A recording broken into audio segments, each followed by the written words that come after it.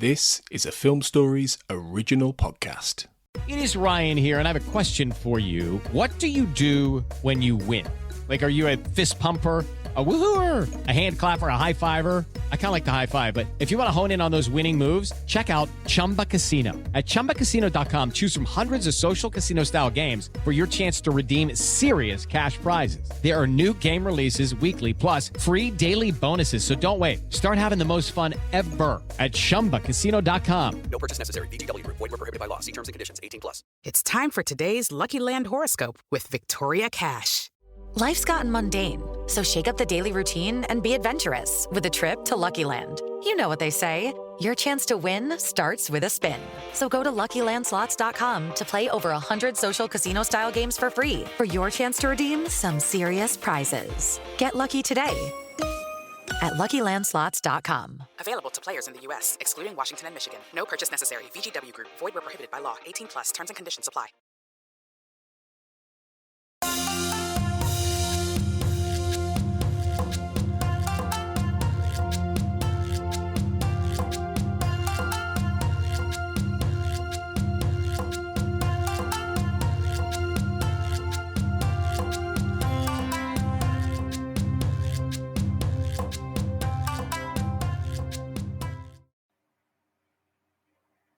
Welcome to the Japan on Film podcast. I'm your host, Perry Constantine, and welcoming back a returning guest, and that's Frank Schildiner. Frank, how you doing today? Very good, Perry. How are you? It's been a long time. It's been a while. Yeah, it's been a minute since we had you on. I'm doing good. So since it's been a while since we had you on, why don't you remind the audience of who you are?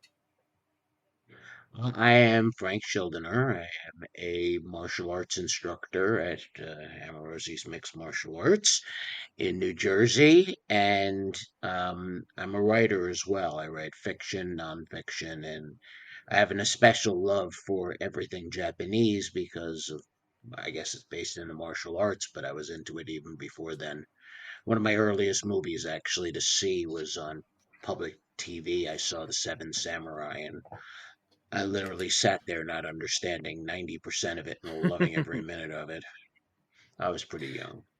So that's definitely a good one to start off with. Oh yeah. I couldn't keep my eyes off of Toshiro Mifune, who would know he'd become one of my favorite actors of all time. Mm-hmm. But his just crazed ways and the swords and everything, it was like, okay. I sat there for 2 hours and didn't move. So that makes me wonder, which came first, your introduction to like samurai films and martial arts movies, or did your involvement in actual martial arts come first and then lead into that? Movies first. My life was spent watching mostly wushu movies, especially the Shaw Brothers stuff. But I had a special love of Japan and the Japanese movies, especially as I'm best known for the Zatoichi films, which I used to seek out under and found out they put them under different names. So I ended up having videotapes with like 3 of everything, you know, because they put it under different names. Same with the Shaw Brothers movies as well. Then about 23 or so years ago, my late wife and my mother were out walking for training for the 3-day breast cancer walk. It's a 50-mile walk. And I get a call and they say, we're tired of you sitting still. You're going to do martial arts. So I went into the phone book 23 years ago. And the first name was like Double A Martial Arts, but it was in a neighborhood I couldn't stand. And the second one was Amorosi's Mixed Martial Arts, and well, nothing's changed. I train today. I mean, I literally live for it. I worked as a sparring partner on the days of when UFC was on its rise. 2 guys were working, and I was their sparring partner. I was twice their age, about 40 pounds of muscle less than them, and I was their sparring partner. So there's a lot of bizarre stories about that. Very cool. And and talking about the different names, that also happened with the Lone Wolf and Cub series, because they were the film, I think it was Shogun Assassin, was actually like edit, a cobbled together version of two different movies. Okay, yeah. Yes, and actually, what's funny is the star of the Shogun Assassin movies is the older brother of the actor who played Zatoichi. Yes, I remember He we was talked about actually that. right. He was a real life martial artist. He actually had a black belt in judo and other things. He had no interest in the movies. His brother was a musician. Their father was a musician, Hmm. and he got into the movies because they needed some stuntmen. And then his brother became one of the biggest stars in Zatoichi, so he gave him um, jobs in the early Zatoichi movies. And the one that made him the most famous was Zatoichi and the Chest of Gold, where he got to demonstrate his skill Hmm. with a sword, which is one of the most exciting moments of the film, where he actually draws his sword and kills a bunch of people and then puts it away in almost one move. Hmm. And from there, he became Lone Wolf and Cub. He did Black Rain. He did a lot of movies after that. Hmm. So it was a pretty cool family to be part of, I guess. Yeah, yeah, definitely sounds like it. So last time you were here, we talked about the more recent Zatoichi film directed by Takeshi Kitano. Before now, today we're talking about something completely different. But before we get into that, I remember last time you were on, you had mentioned that you were working on a book of Zatoichi movies. Do you have any update on that? Any news with that happening? I believe it's coming out in 2024. It's um, about the original 26 movies. Just a brief blurb because I didn't see all the episodes of the TV show. Hmm. And then I did a section afterwards about latter day Zatoichi movies, which includes the Takeshi Kitano, which I happen to love. I Hmm. love that, but there's been a couple of versions since then. Takeshi Maeki is a major fan of them, and he actually did a stage play version of it, which I've only seen in Japanese, so I don't know heads or tails of it. Hmm. But there also, more importantly, there for me at least is Stan Sakai Sensei, who did uh, they call him in this country Samurai Rabbit, but Usagi Yojimbo Hmm. series. He actually has a Zatoichi character, Zatoino, who is the blind boar Mm. swordsman. And I actually wrote him, and he gave me permission to, write about it and put some information about it, because apparently the name is based on both Zatoichi and a Japanese real boar that they Yeah, had yeah. in there, and it was one of my great moments to get some email from Stan Sakai's people directly that he was, and I promised a free copy to them, of course, because of Very cool. that. So, he's a very admirable, amazing human being, and his Usagi Yojimbo is known as Samurai Rabbits on Netflix now, so it's Oh, is all it? good. I thought it was always known as Usagi Yojimbo in the States as well. It is, but because of the Netflix people, they made it Samurai Rabbit or Oh, something okay. like that.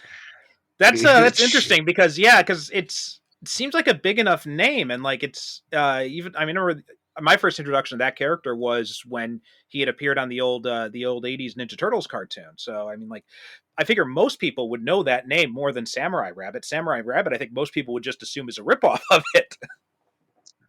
That's what I thought, but then I read it was directly. I'm part of his fan page on Facebook, Hmm. and he mentioned that he's part of that. So obviously they did that. I know it as Usagi Yojimbo, and I gravitated to it only because of one word, Yojimbo, because to me, Hmm. Yojimbo was Toshiro Mifune's one of his greatest movies, one of my favorite movies ever made. Right, yeah. I mean, that movie, one of the most copied movies of all time. Hmm. Yeah, yeah. And So yeah, yeah, and the title literally translates to rabbit bodyguard is what the and same thing with you were right. talking That's about what yeah, Zato Ino, the name of the boar would be Ino Shishi, I believe is what it's called here. I think he wrote that something like that to me, and Mhm. he was very kind to somebody he had no knowledge of personally. I appreciate, Mhm. you know.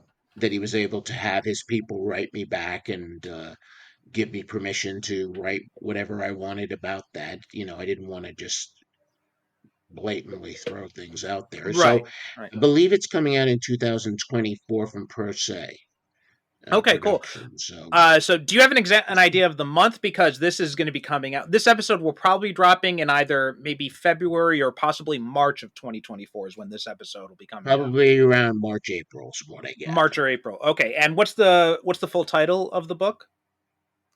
I believe the title as of right now is um, I just dropped out of my head. It's like Zatoichi. It's a quote from Okay, Zatoichi so movies about it, darkness. I can't remember it off the top of my head.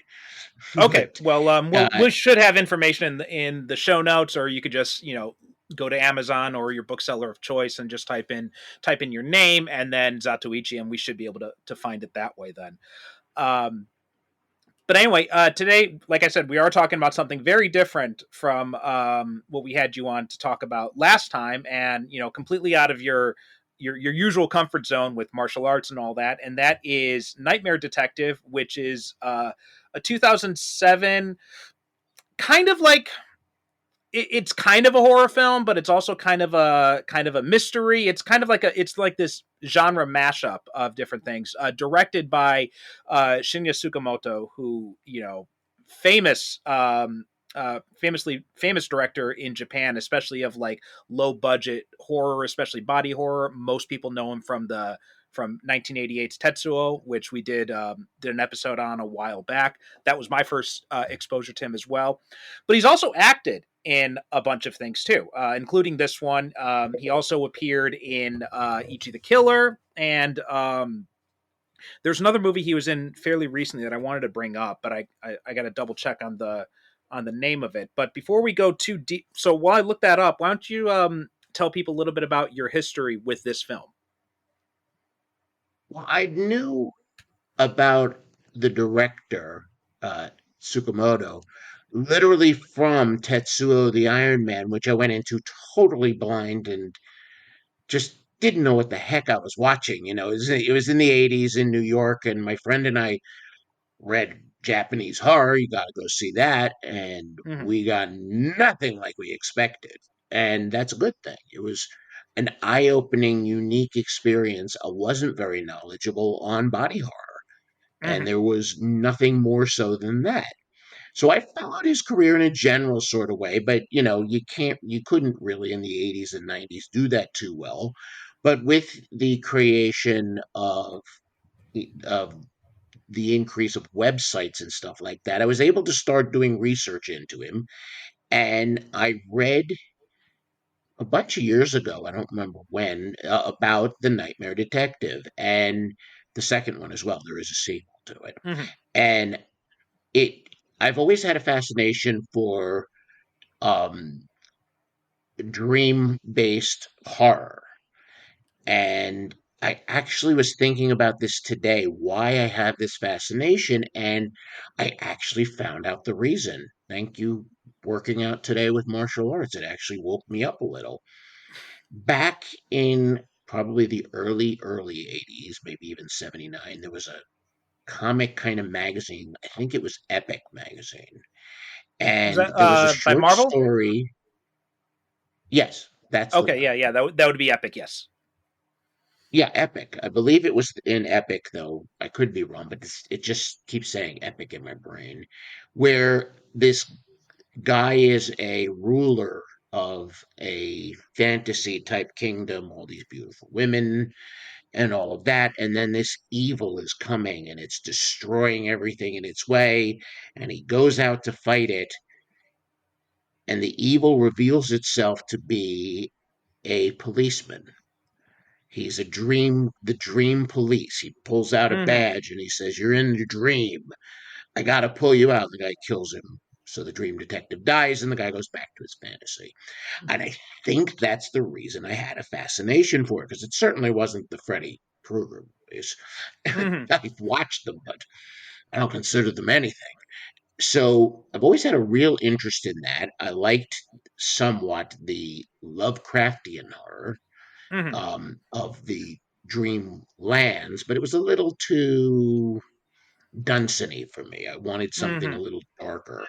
So I'm always looking for that. And when I found Nightmare Detective, I said, okay, this is it. And I was correct. Hmm. This movie is exactly like you said. It has horror elements, it has mystery elements, it has fantasy elements, it has interpersonal elements, and it also has a reality basis that I didn't expect when I first saw it. Hmm. When you think of a horror villain, you don't think of what Tsukamoto did. You Hmm. don't think of that. He was the opposite to what anything you would think would be in a horror movie. Hmm. He was nebbishy. He was almost ridiculous Hmm. at times, and it just added so much horror to it that I ended up buying a copy on DVD and buying the sequel, which I like less, but it was Hmm. okay. But I bought them both and I've watched them many times. When you gave that as an option, it's like, okay, I got to talk about this because I have nobody to talk to about. Nobody knows what the heck I'm talking about when I say Nightmare Detective. Well, actually, yeah, that I had actually never heard of this movie. This was actually one that I didn't. It was not on my radar at all.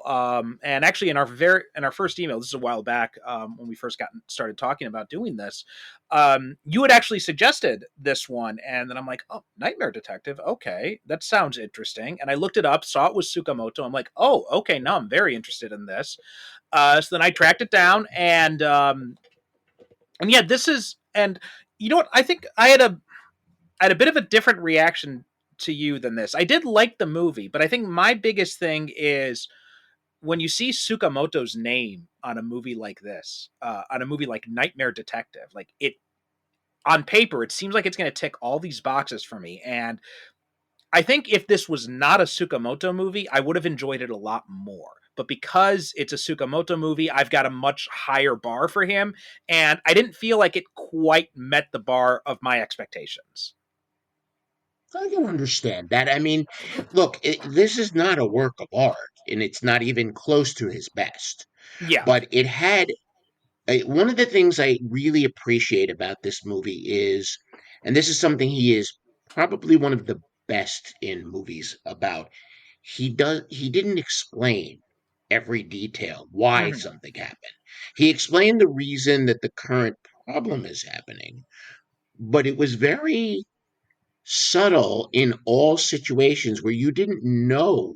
Hey guys, it is Ryan. I'm not sure if you know this about me, but I'm a bit of a fun fanatic when I can. I like to work, but I like fun too. It's a thing. And now the truth is out there. I can tell you about my favorite place to have fun. Chumba Casino. They have hundreds of social casino style games to choose from with new games released each week. You can play for free anytime, anywhere. And each day brings a new chance to collect daily bonuses. So join me in the fun. Sign up now at ChumbaCasino.com. No purchase necessary. VGW Group. Void were prohibited by law. See terms and conditions. 18 plus. Hello, it is Ryan, and I was on a flight the other day playing one of my favorite social spin slot games on ChumbaCasino.com. I looked over at the person sitting next to me, and you know what they were doing? They were also playing Chumba Casino. Coincidence? I think not. Everybody's loving having fun with it. Chumba Casino is home to hundreds of casino-style games that you can play for free anytime, anywhere, even at 30,000 feet. So sign up now at ChumbaCasino.com to claim your free welcome bonus. That's ChumbaCasino.com and live the Chumba life. No purchase necessary. VGW Group. Void were prohibited by law. See terms and conditions. 18 plus. Where all these pieces came. Sometimes there were mysteries in it.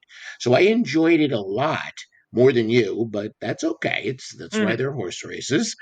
The second movie, unfortunately, he took a lot of the mystery out and took a lot of time to explain it. So I Mhm. didn't like that as much because I liked how, I mean, for those of you who've never seen it or even saw brief bits about it, you don't know how this guy has his power to go into Right. a dream and fix people, try to help people, and he isn't even that good at it, to be honest with you. Mhm. And that's kind of a That's one of the things I like.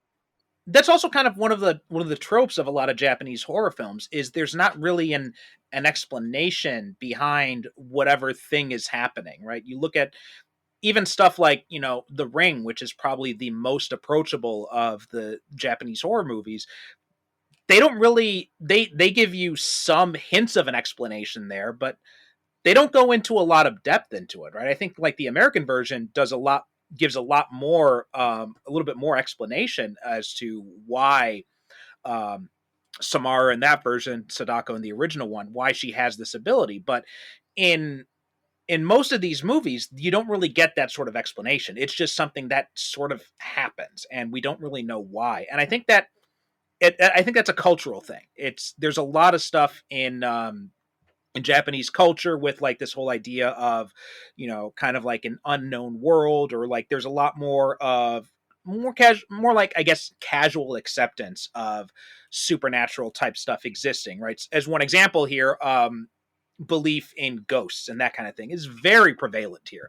I mean, you see it all the time, so much so that if someone dies in a house, usually you're the renters, the owners of the house, are required to disclose by law that someone had died in that house, and usually that means a reduction in like the rent price or in the sale price if the house is up for sale. And so much so that when my wife and I were looking around at places, there were some places that we saw the listing for, and I'm like, oh wow, this place looks really nice and it's really cheap. And she's like, oh no, that probably means someone died in there. I'm like, so what?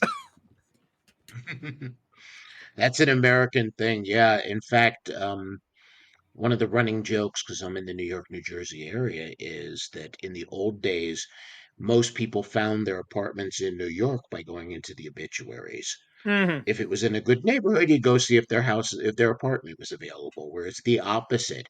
There isn't also an important thing in Japanese film, and you would know better if this is a cultural thing, but in Japanese film, it's the opposite, diametrically opposite view of curses and evil.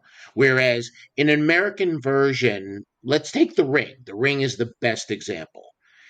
The Ring was all in the Japanese movie about survival. Hmm. You're lucky if you survive the curse. You don't find out the answer. You find out if you can stay alive in this. Whereas in the United American version with Naomi Watts, it was about finding out the reason and then beating the curse and stopping the curse. And Hmm. it's a cultural divide, but it actually, to me, makes it more interesting to see the Japanese version because it adds an element of fear that you don't get from American movies. Yeah, I'm glad you mentioned that. I Yeah, mean, that is definitely a cultural thing. There's a concept in Japanese called gaman.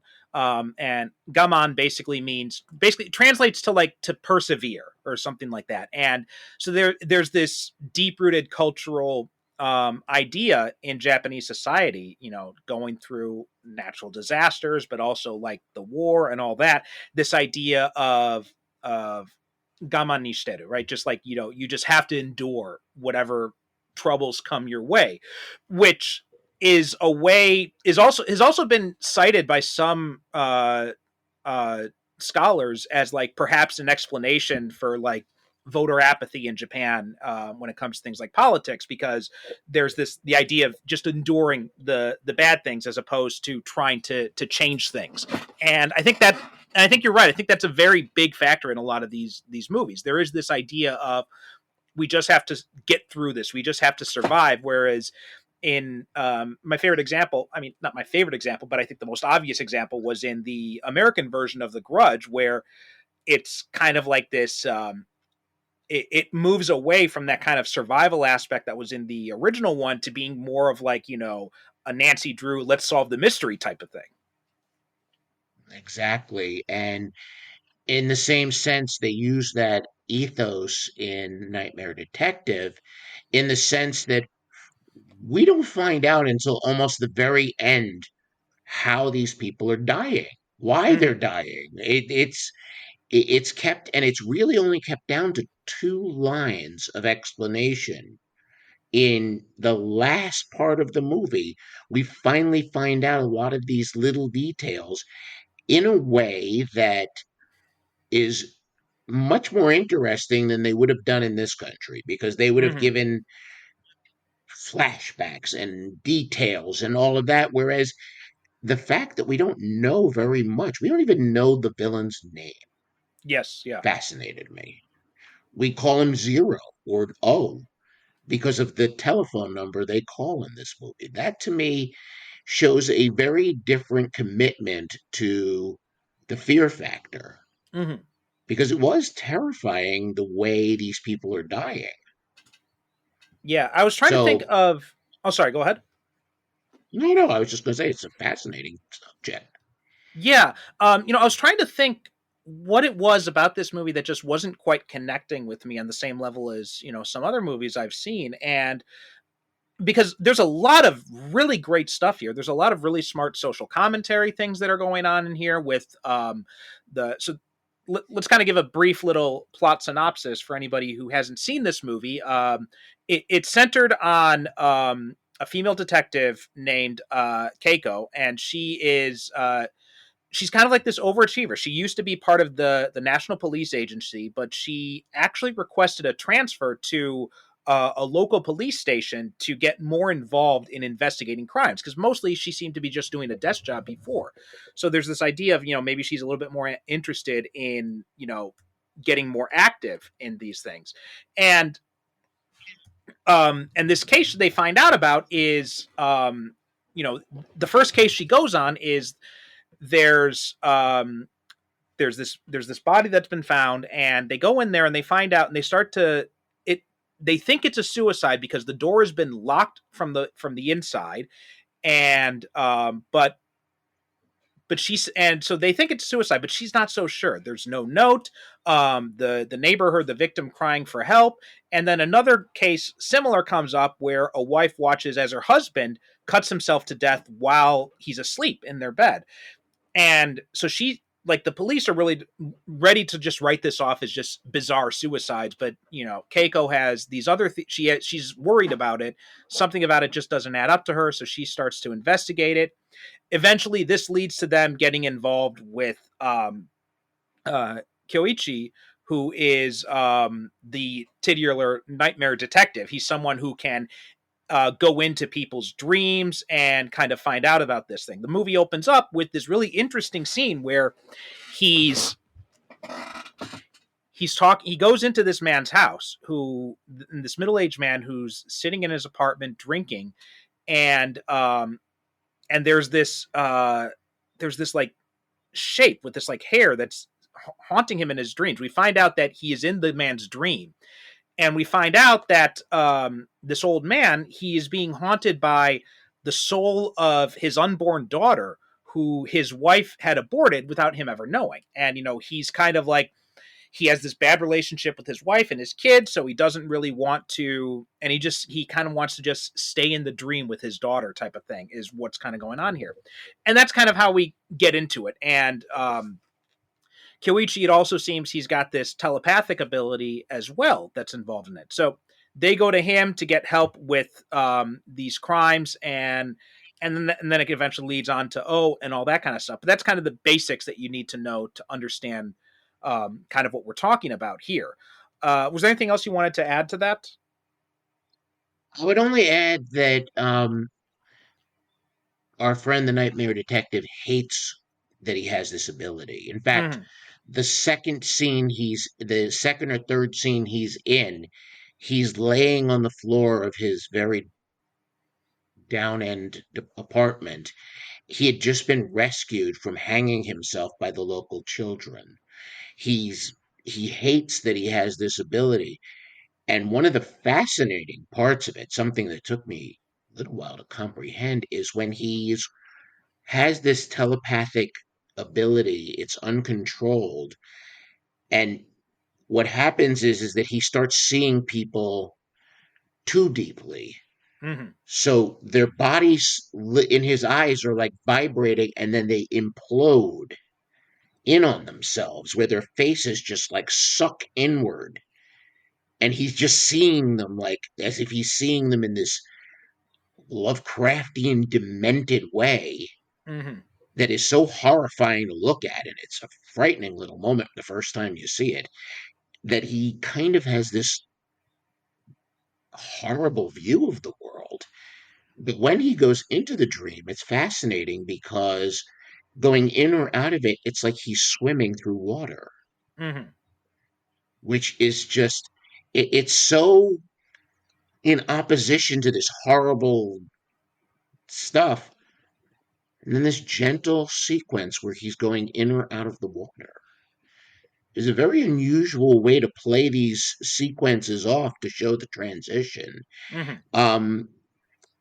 And yeah, the murders are terrifying, to be honest with you, because it's literally the villain is literally killing them with their own body Mm-hmm. as they're kind of trying to wake up. It's an amazing concept. It could have been done better. I will admit that. It's not the best, but it was unique. One unique moment, though, in this thing that I really, really enjoyed was when she's got it through to their boss, their inspector's head, that this is Mm-hmm. unusual. He divides the labor. He takes the regular cop. You're just going to take care of the real stuff. You get the weird stuff. Mm-hmm. And he's talking to this older detective, and he says, I think we're going to need help in this. And the old man's like, yeah, I think this was the right one. And they send them off to this records where this older records man has a list of psychics and things like Mm-hmm. that. And they're trying to figure out who would be the best fit for this unusual case. And he's even saying, well, can you get somebody who, uses psychic on the phone? It's like, there's nobody that does that. He's Mm-hmm. just like like nobody does that. But, oh, dreams? Well, I got 3 people, but one's probably the best choice for you. It was just Mm-hmm. seeing that in a police station so casually was very unique and interesting. The thing is that they actually show in this movie, better than most of these movies, how horrible life would be if you were actually doing things like this, going in people's dreams, seeing what they're really thinking all day Mm-hmm. long. He's a pretty tortured person, our nightmare detective. Yeah.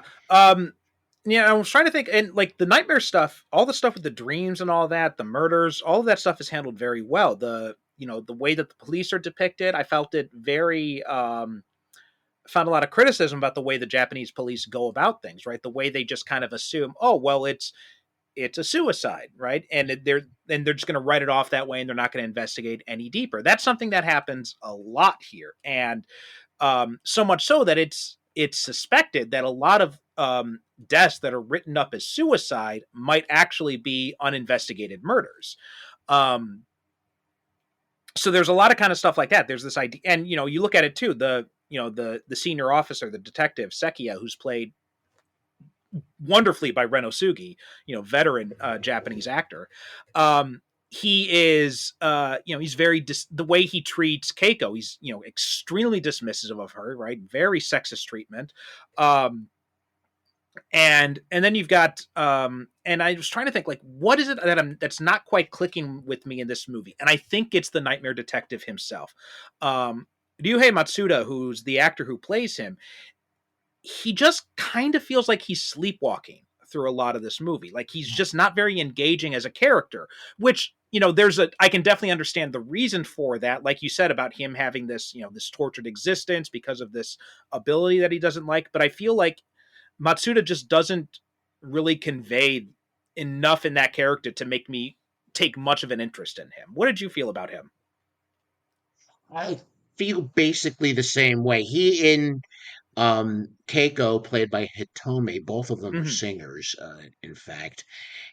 The problem with the both of them is that with him, we got the tortured existence, we got the way he's doing it. We didn't get anything else. Mm-hmm. That was my problem with him in both of the movies. They didn't give him that, even when he solves a problem. Okay, it's just Yeah. this overcalm existence where Hitomi, who played Keiko, has 3/4 of the movie exactly like that until she's in the dream sequence. We begin to see more of her. She Mm-hmm. actually has to do some acting, whereas before she's very straight laced, very strong. I get that that's the concept, but the depth wasn't there for either of them until for her, when she was close to getting killed, she became a real person. Mm-hmm. So, the Osugi, he was real. Mm-hmm. Wasn't a likable character, but he was dismissive. He was sarcastic. He had the black humor that I work in law enforcement in my other job, and I can't tell you everybody's like that. Mm-hmm. But all these things were he was the most real character in the entire movie, to be honest with you. Mm-hmm. Whereas everybody else, they weren't given enough. Like, there's one other detective, Wakayama, I believe is his name. Wakamiya. Wakamiya, yeah, Mm-hmm. pronunciation. He he's earnest. He's interested in helping. That's where it stopped. Mm-hmm. That was the problem with, I agree, this movie. Conceptually, it had a lot there, and I love the concept, and I love a lot of the dream stuff. Really made this movie go from Mm-hmm. a 5 to a 7 for me. But the problem with it is that they didn't, that the Nightmare Detective is the least interesting character in the Mm-hmm. story. Yeah, yeah. Whereas Um, O was the most interesting and had the least development, but you didn't need it. right. Yeah, I think a big part of that is just because Tsukamoto, he plays O, is just very. He's just very appealing to watch anytime you see him in a movie. I was thinking about the other movie that I saw him in was, and I just had this up here, but he was in Marabito, which was directed by Takashi Shimizu, who did the Grudge films, the Ju-on, and then between doing like the Japanese version of Ju-on and doing the English version in America, he started doing he did this he directed this very small movie called Marabito, which, I think that involved like some Lovecraftian stuff as well, if I'm remembering that episode that we did. And Tsukamoto starred in it, and he was amazing in that. Or also in Ichi the Killer, where he plays Gigi, the guy who is kind of like responsible for this for training Ichi. And then he's got this wonderful scene where he takes off this jumpsuit he's been wearing. He's got like this massively muscle bound body, uh, but he makes you believe it. And so obviously he's the most entertaining part about Nightmare Detective too. And I think you're right. Like most of the characters in this movie do not really have the development that they needed. I think Tsukamoto is so much more interested in the nightmare stuff that he kind of forgets that the characters are the ones who are supposed to be driving this story. Um, Right. I had a better opinion of Keiko than I did of Kyoichi. I thought Hitomi did a pretty good job with what she was given, especially since I believe this was, if not her first movie, it was one of her first movies. I thought she was great. I thought she did a really good job with what she had to work with. And also, speaking of Wakamiya, the actor who plays him, Masanobu Ando, I was very impressed with him. And the reason why is because, have you ever seen Battle Royale? Of course, I remember him from it. Yeah, so I'm blanking on his name right now, but he was in Battle Royale, and he was the blonde villain, basically, the Right. sociopathic kid. And such a drastically different role from this. Like I didn't even That's true. recognize him at first. And so I thought Kiri Kazuo, that's who he played in Battle Royale.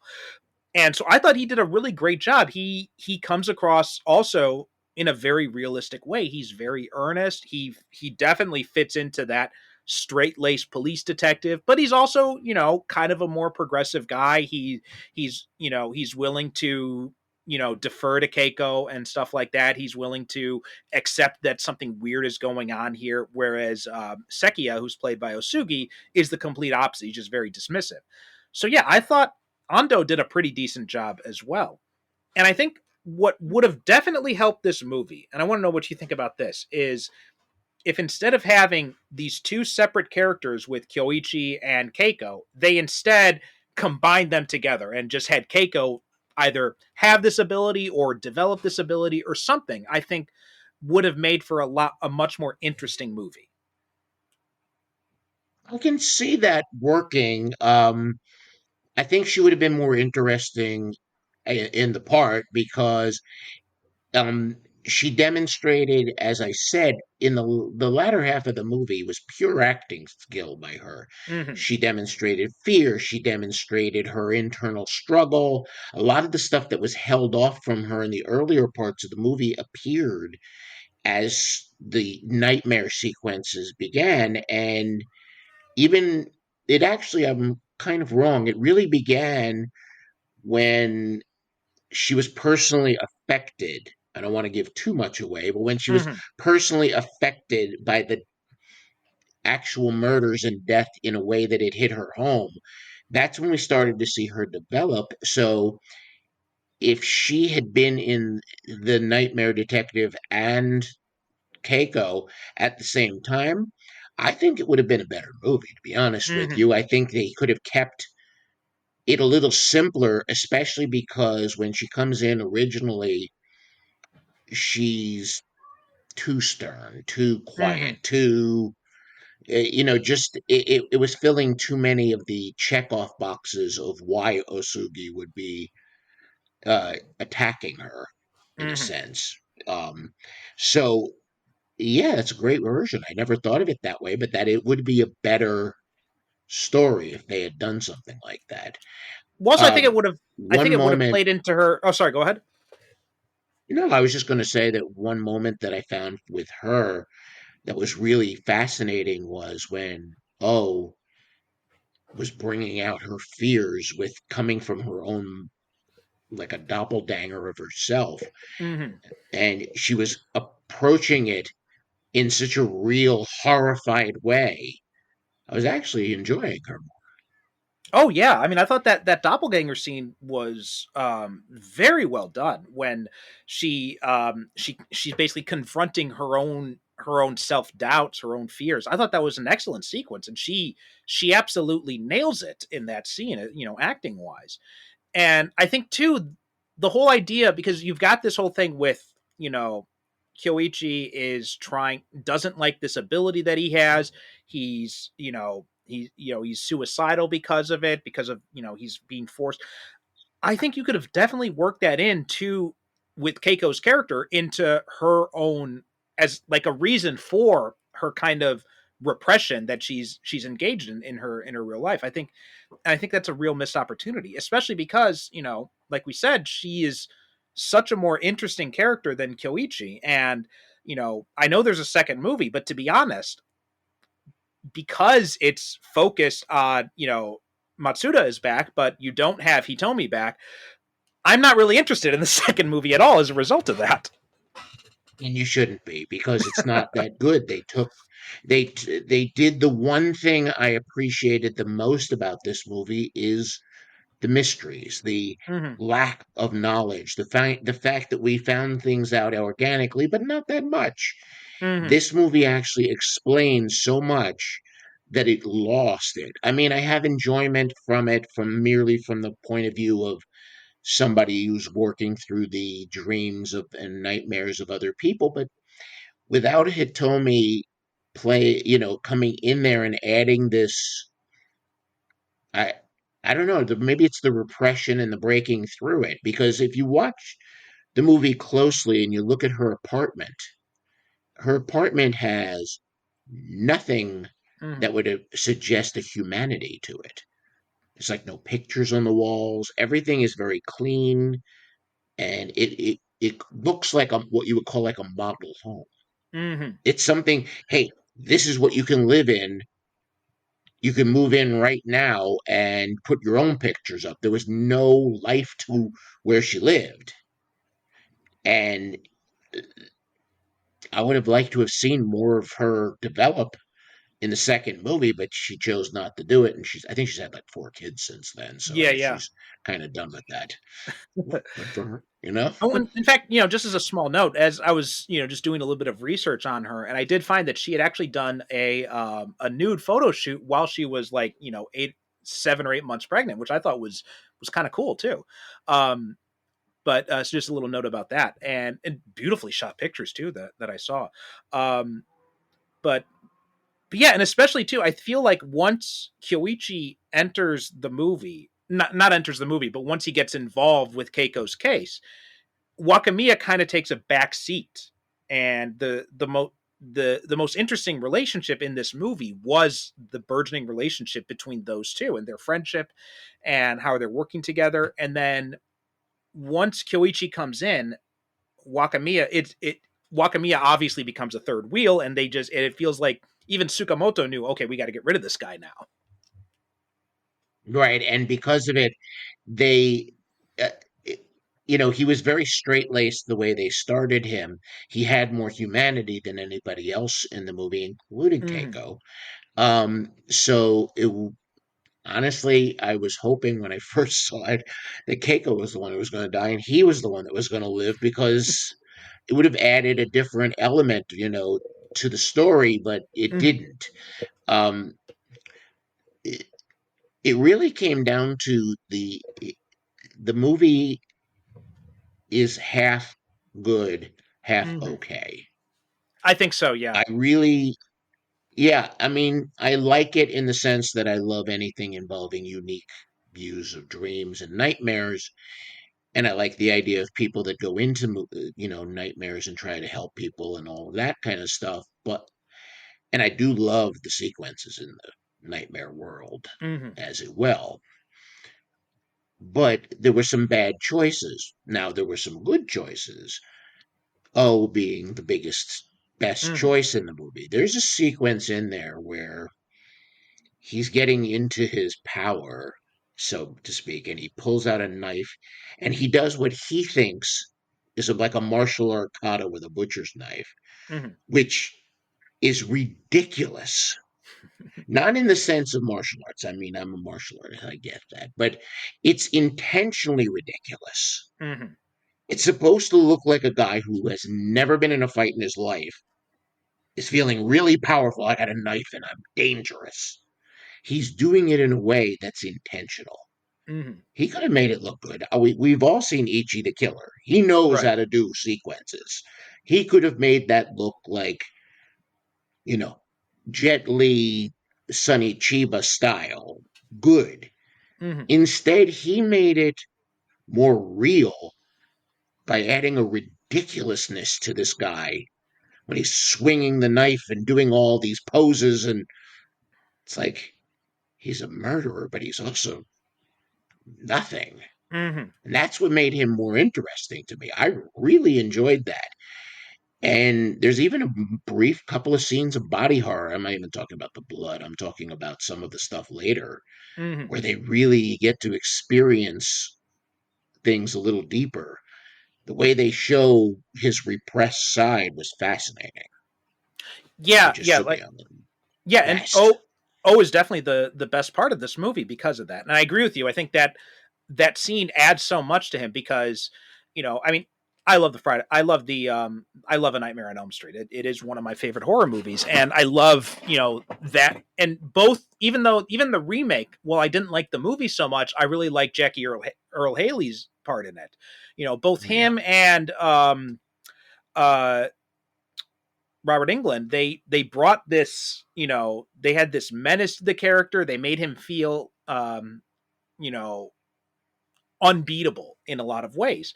But whereas, in this, like you said, Shinya Tsukamoto has this really interesting quality where he can be both simultaneously ineptly hilarious, but also completely terrifying at the same time. Exactly the best way to put it, because in a sense, there's sequences where he's holding a knife and he's about to attack and all of that. That is probably the most real view of looking into the eyes of a sociopath or a psychopath. Somebody who's not this Freddy Krueger, Jason, Michael Myers, but a genuinely dangerous, twisted human being with a knife. And that it was done in such a way that was so impressive to me. At the same time, it was comic. The way he would look at the camera was sometimes so funny, but so creepy at the same time.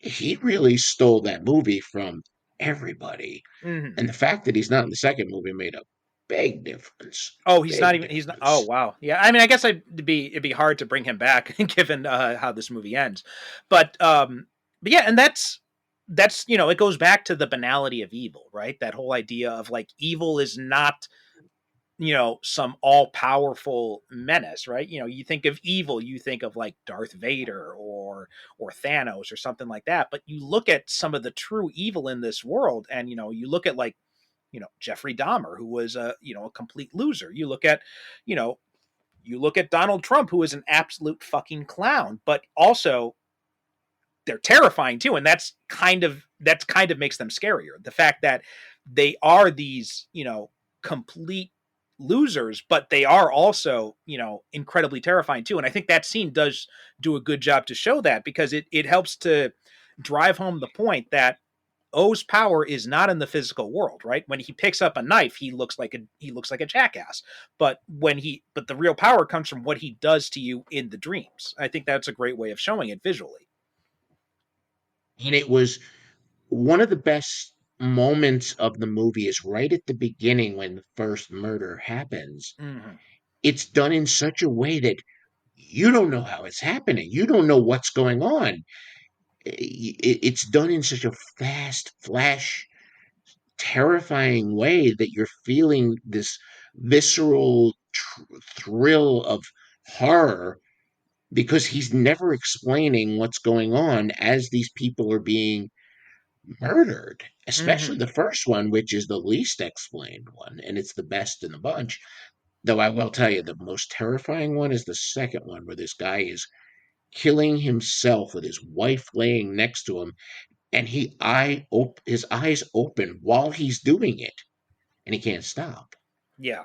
Yeah. I mean, that there's I've worked for 30 years in the courts. I don't really talk too much about it, but I've dealt with a lot of criminals in 30 years, and that's my Mm-hmm. job. I deal with them on a one-on-one basis.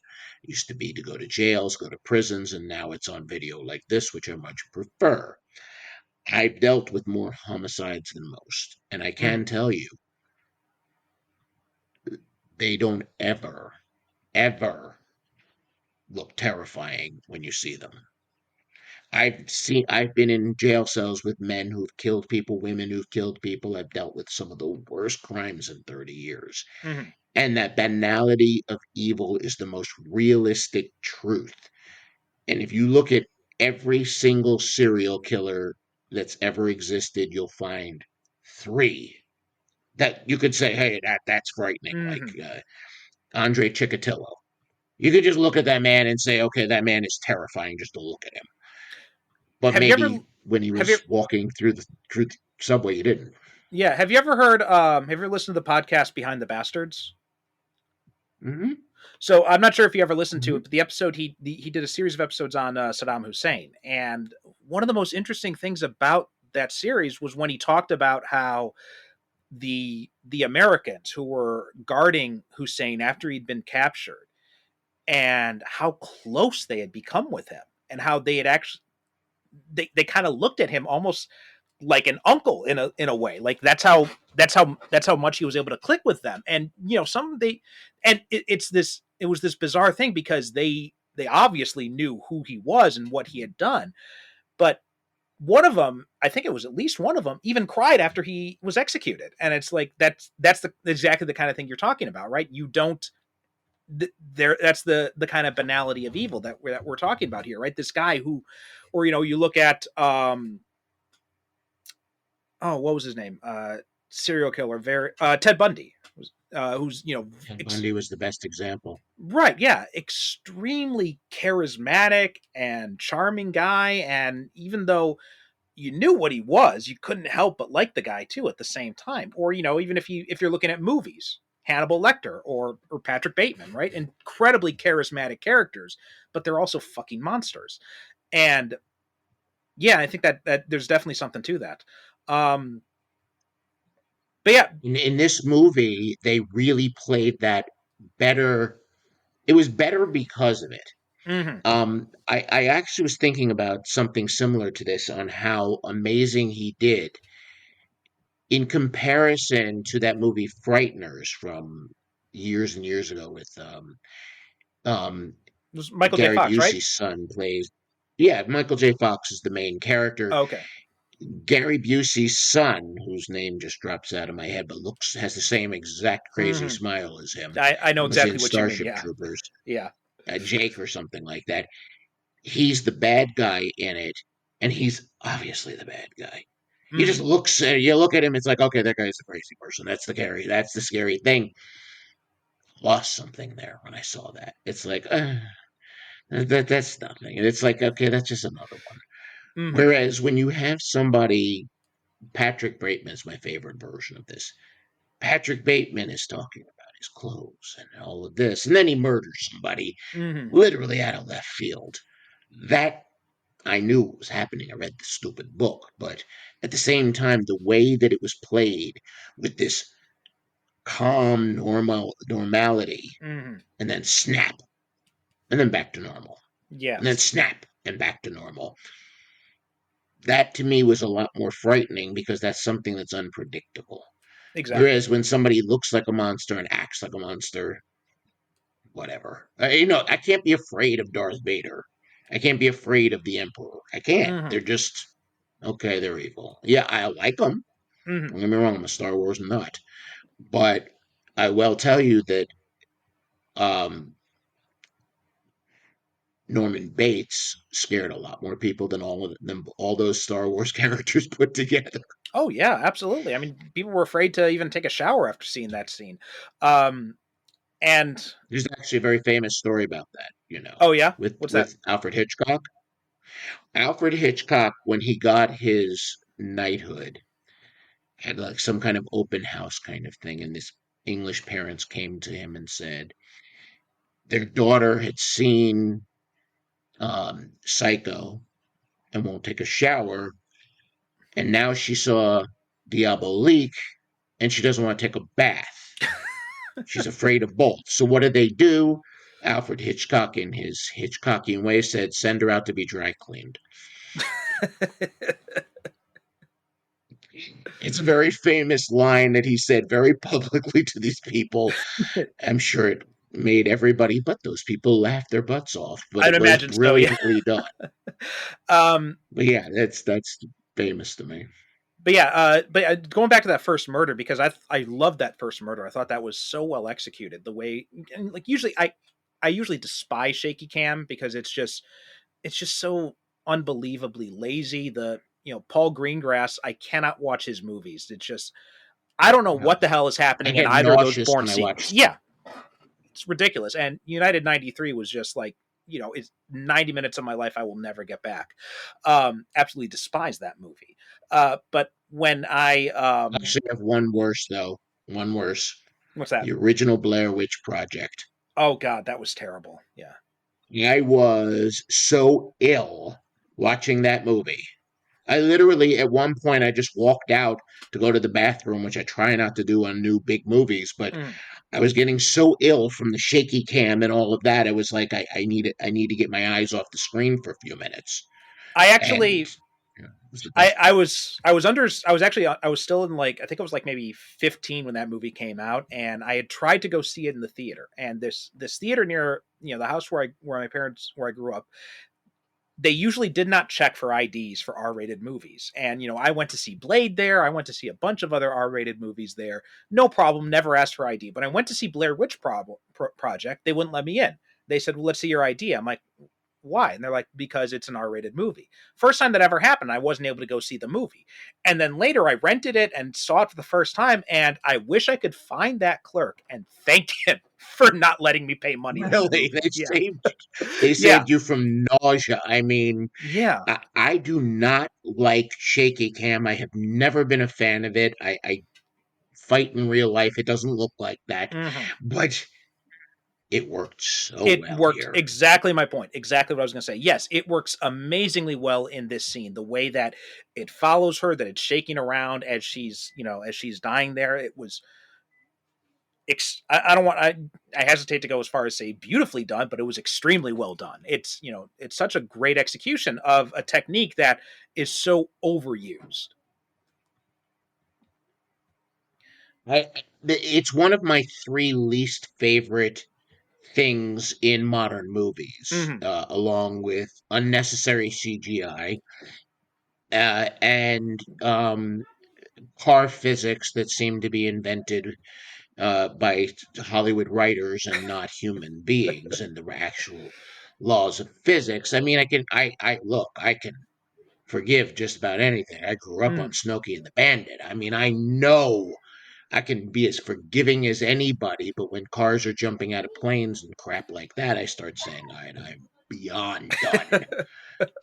There's a point when I have to say to myself, we're going too far. Hmm. Those are my three biggies right there. But shaky cam has always been my number one, Yeah, except this time because it was used in a way that was realistic to the moment, and it wasn't absolutely. overused. Yes. Yeah. Yeah. It was just the right amount. But yeah, I think that's a good note to kind of wrap this up on. Like the if this was not again going back to my original thesis of this movie, if this was not a Tsukamoto movie, I probably enjoy it a lot more. But because it's Tsukamoto, I did expect something a little bit better. I thought, as much as I like the way the murders are executed and how disturbing they are, he really leans into the body horror of that. Again, talking that idea that you were saying about how the fact that he is this nebbish guy in real life, but then we see him as this like monster chasing down Wakamiya and Wakamiya's dream. I thought that was, again, really well done, especially because we only get the briefest of glimpses of this dream monster that he turns into. But there's and those the way that they execute the dream stuff, again, like you going back to what you said about how Kyoichi enters the dream almost like he's going into the water. Very well done, very well executed. But the and everything about was so fun to watch, but it's just the characters themselves just don't really sell this movie as well as they should. And now here's something else too that I thought of at the end of the movie. Did you get this? And I wrote this in my notes, and this was after my first viewing. And this was back like when we were first supposed to record like a month ago, and then I ended up getting sick. We ended up having some delays back and forth. But my first viewing, I wrote this note down. And when I rewatched it again, maybe I was just, out of it when I wrote this note, but I said, is Keiko somehow infected or corrupted at the end of the movie? Like, has she been somehow infected by O? Did you get any sense of that? Or was that just a note that I Yes, I wrote that? did. Okay. All right. No, it's exactly what I thought because it, Keiko throughout the movie is a very strict police officer. Mm-hmm. She doesn't like humor on crime scenes. She's suspicious of the easy answer. And she has this almost, it's not seductive, but almost like, come on, you're going out now. You're going to Mm-hmm. do things. I'm going to show you the world. There was an almost like a borderline megalomania came into her. Mm-hmm. Towards the end there was this subtle psychotic edge to her when he's saying, I don't want to go anywhere. I don't want to do just his Mm-hmm. own thing. She's like, no, no, I know a good ramen place. You're coming. Follow me. There was just something there was a subtle switch in her thanks to this whole sequence where, okay, she survived it and she went through it, but I think a piece of him went into her because she was almost speaking the way that he was speaking at the end there. She's almost has that same kind of quality of, I know better than you. Mm-hmm. I'm not perfect, but I still know much better, and you're just going to do what I say, aren't you? Which I thought I was the only one who thought that. You actually nailed one of my inner thoughts since the first showing of this. I thought she changed in a way that's too much. Okay, good. I'm glad that I'm not crazy, because I've been reading like other reviews and stuff like that, and nobody had mentions anything about this. So I thought like maybe I was just, because I watched it late at night, so I thought maybe I was just half asleep when I got to the ending the first time. But so I'm glad I'm not alone in thinking this, and that also means that Nightmare Detective 2 is even more of a letdown, because how much more interesting would it have been if she had then become the antagonist of Nightmare Detective 2? And given that, Tsukamoto, she was originally approached to be in. Thanks so much for listening to this season of Japan on Film. Hope you've enjoyed the past 9 episodes, our discussions, and the movies we talked about. We will go on hiatus, and we will be back in a few months with more great guests and more great movies to talk about. If you're interested in being a guest yourself, then as always, you can go to japanonfilm.com, and you can find information about how you can apply to be a guest on the show as well. Thanks so much for listening, and we'll talk to you next season. The Japan on Film podcast is produced by me, Perry Constantine, in conjunction with the We Made This podcast network.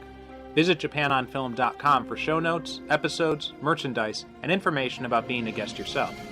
You can also reach out to me on the website's contact form if you have questions or comments about Japanese movies or the show itself.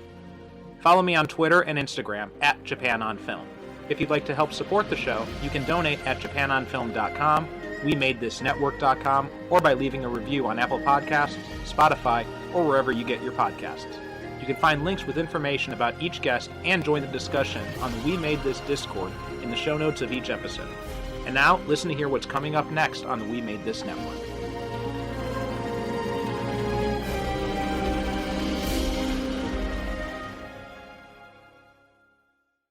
Are you a fan of the Marvel Universe? Can you tell your Kang from your Doctor Doom? Well, if so, boy, do we have a podcast for you. Podcast 616 is the We Made This Network's long-running Marvel podcast, and it's under new management. We're your hosts, Ashley Thomas and Hugh McStay. And together, we are going to lead you every step of the way through the Marvel Cinematic Universe's upcoming multiverse saga. Everything from She-Hulk to Avengers Secret Wars will be covered on the podcast in the kind of detail that would make a Wikipedia article blush. We're going to have some detours into the wider Marvel world where we'll look at non-MCU projects dating all the way back to Marvel's origins in the groovy, funky 60s, and all the way up to the birth of the greatest franchise in cinema history. And we'll be joined on our adventure by a roll call of guests so impressively knowledgeable that they'll make the Avengers themselves look clueless by comparison. So if you like your opinions sharper than Wolverine's claws, or takes hotter than the Human Torch's underpants, then get Podcast 616 in your ears as a matter of urgency. You'll love it 3000. Podcast 616. Disassemble.